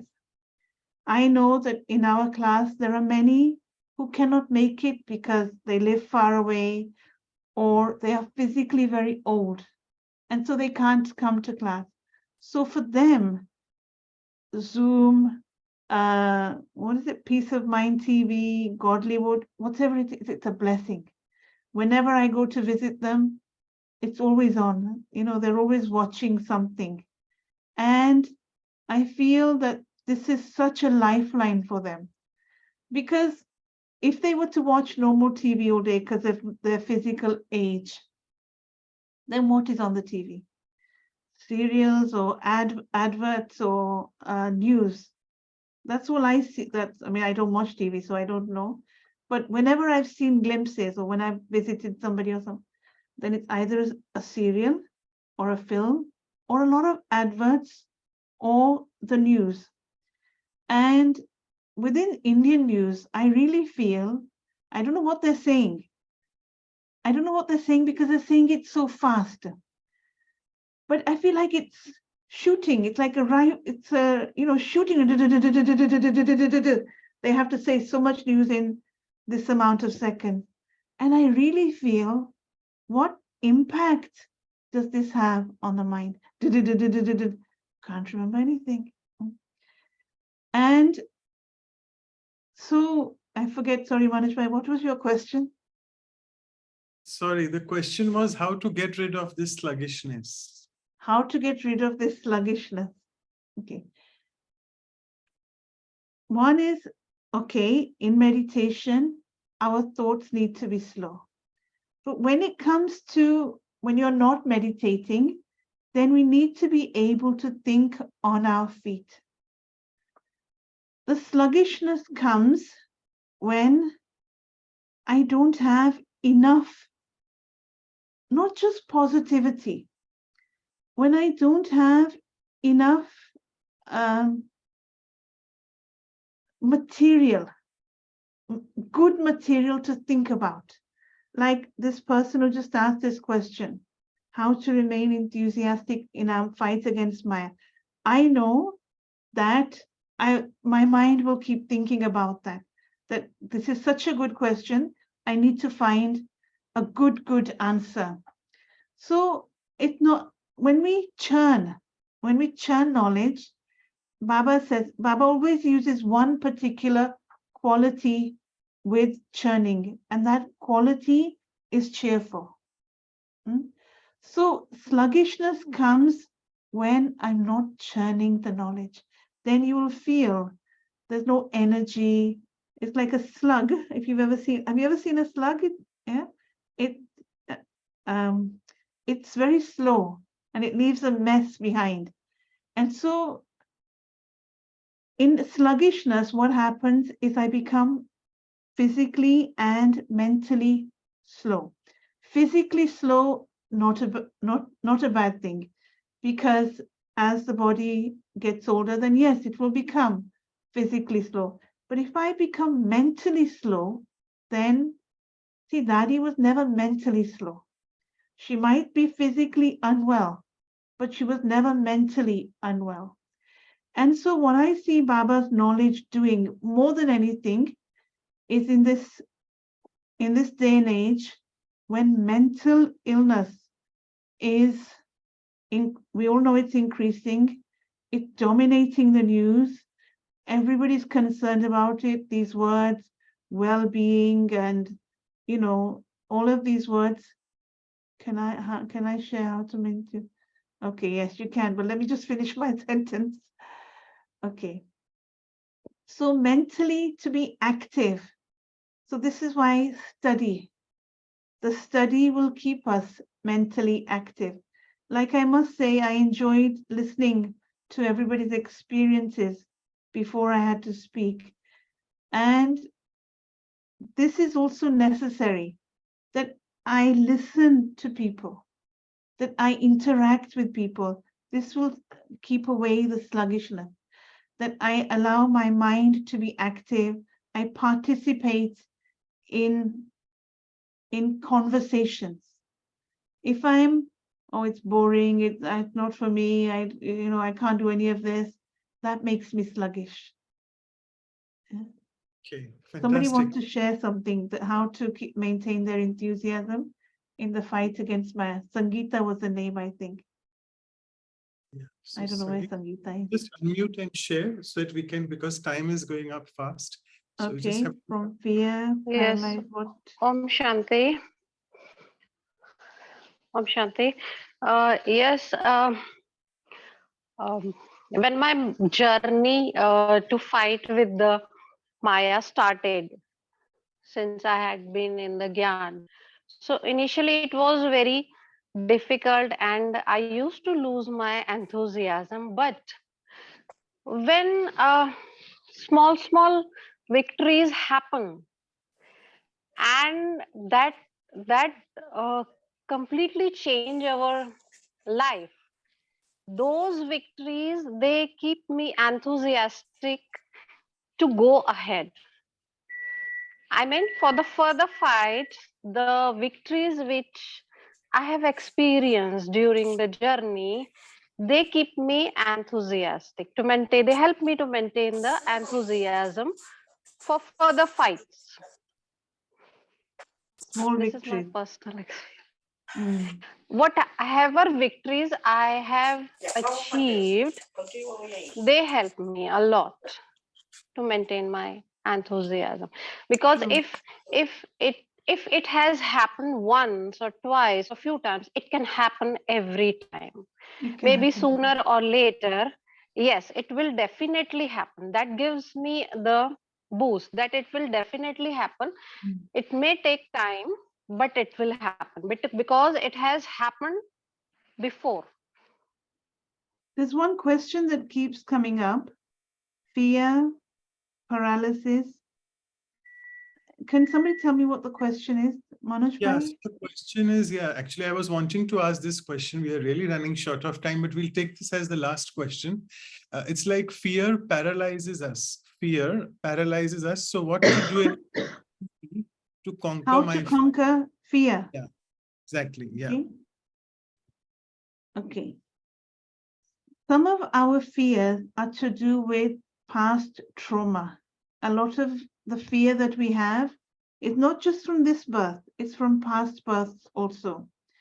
And see, if the fear is, certain fears will hinder my progress on this spiritual knowledge. But certain fears don't hinder our progress. Like, for example, I am scared of dogs, but I don't worry about that fear that I'm scared of dogs, because it's got nothing to do with my spiritual progress. Yes, when I see a dog come on the road or somewhere, then I will walk across the road and take another, means I will try and avoid it. So it depends what kind of fear I have. Now, the question is that fear paralyzes us. Actually, like you're doing all of these values, then another value would be whatever is the opposite of fear. Then the opposite of fear is what? Acceptance, appreciation. The opposite of fear is to be fearless. So that will be, I think it will come up now, this value, fearless. I think you're doing your values in alphabetical order, Manoj bhai? No, no, but you're very right. We are having fearlessness in the end of June. There you go. So there you are, your answer is there. So to become fearless, Baba gives us the title Shakti. Shakti means power. So even if I just remember this one word, I am Shakti. This is something I practice in meditation. I personally do this also. Like sometimes I used to have this fear of sitting in meetings, I think I'll be attacked or, things won't go right or whatever. So before the meeting, I would say to myself, I am Shakti. And the meeting would go so smoothly. There'd be so many solutions, whatever.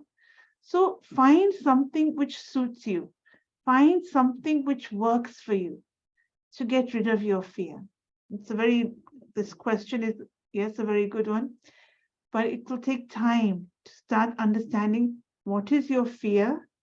What is the fear based on? Is it to do with a childhood trauma or something like that? And then you can start overcoming that fear.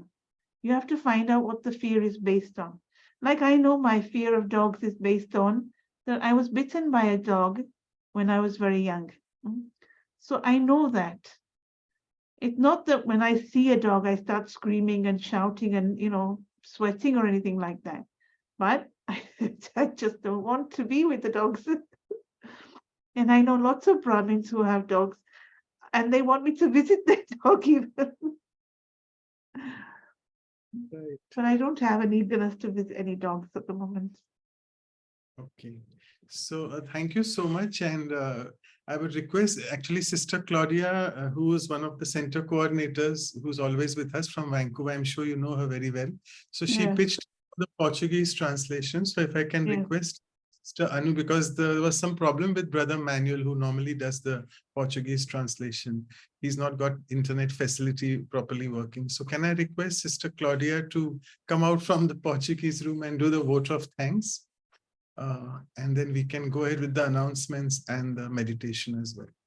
Om Shanti. Good morning. Om Shanti. Good morning from here. Good afternoon for you. And good evening for those who are in India.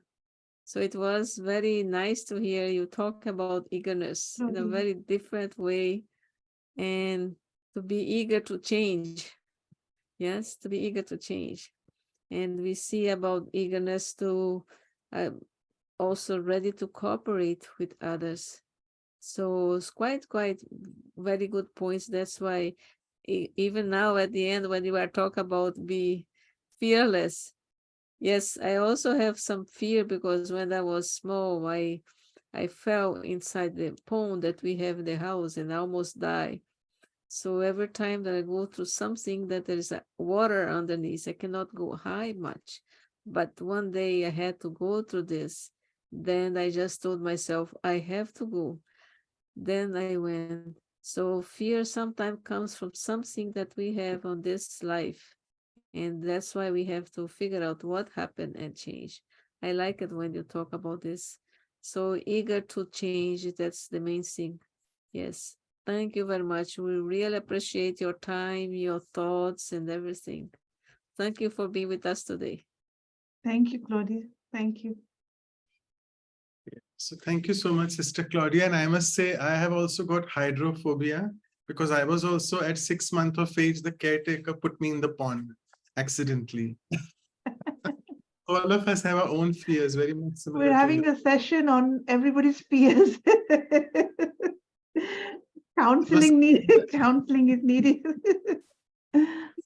Thank you so much, really, Sister Andu. It was really very nice. And it was like so.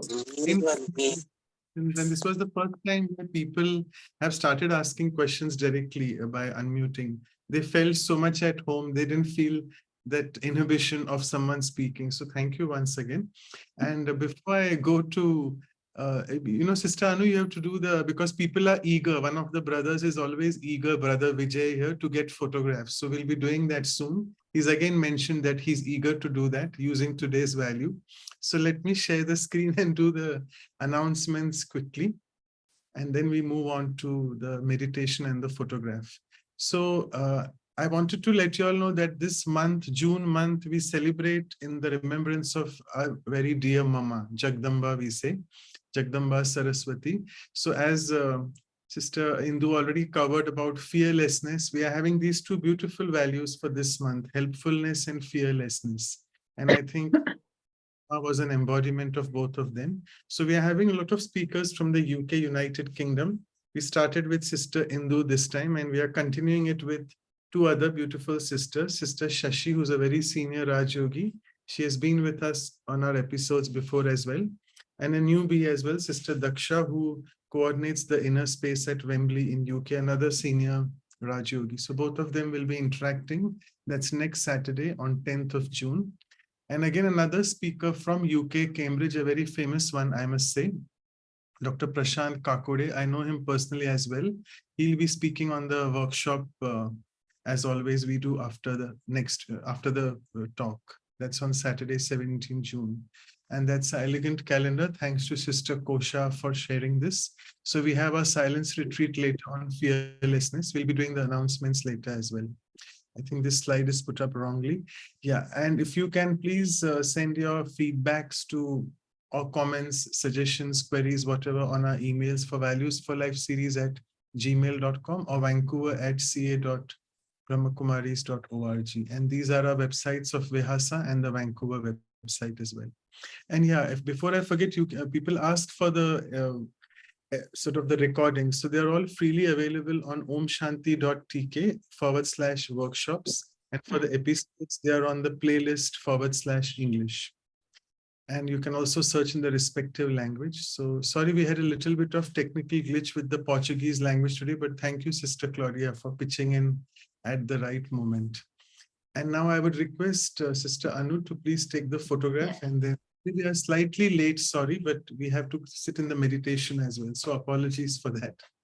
Yeah, we'll still have the meditation with Sister Indu. It was really beautiful, Sister Indu. Like study keeps my eagerness going, and studying my thoughts, the direction and qualities after listening to Murli.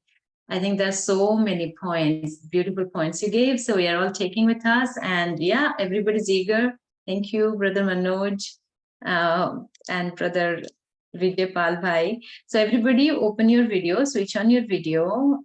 And that still takes time. Don't know why. I think we have to increase our eagerness for that, so that we can have this memorable moment with Sister Indu recorded. I got the okay. Thank you so much. So now we'll request Sister Anu to take us into the, Sister Indu to take us in the meditation. What should I play some soft music in the background? Is that okay? Or Sister Indu, can we play some soft music, or you will do in silence? No music. Okay. okay.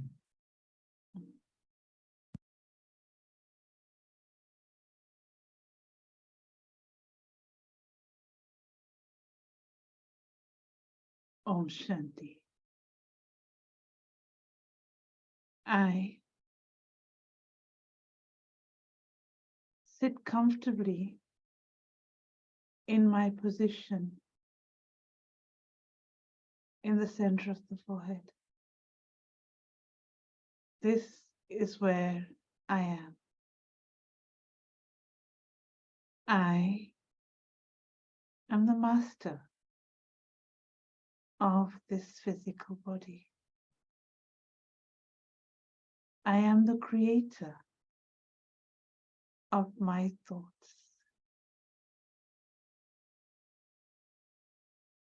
I am a being of peace. I am light. I am pure consciousness. And because I am pure consciousness, I have the ability to travel I travel beyond this physical world, beyond the sun, the stars, the moon. I am entering a world of light. I have come to my home, and this is where I belong. This is where I am welcome. I am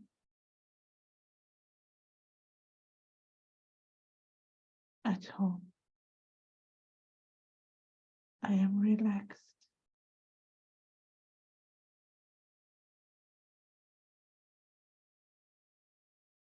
In this world of light, this world of stillness, I come in front of my Supreme Parent, Shiv Baba. Shiv Baba's energy, his rays of light do the work of laser. Each and every ray of light from Shiv Baba is like a laser light destroying my sins, destroying any negativity. In seconds, I am blessed.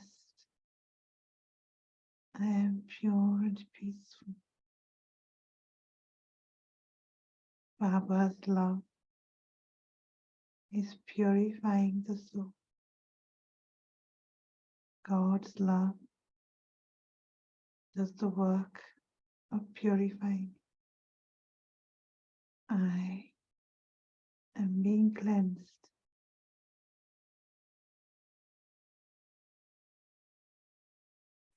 I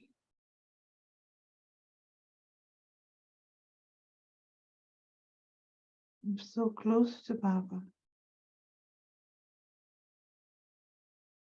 I can feel his whole energy towards me. Baba is my friend, my guide.